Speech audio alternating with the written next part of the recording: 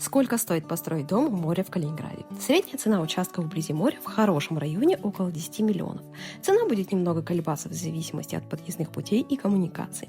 Итого за эту сумму мы имеем участок около 10 соток. Далее дом с отделкой, мебелью и технику около 70 тысяч за квадратный метр. Итого дом 100 квадратных метров обойдется около 17 миллионов рублей.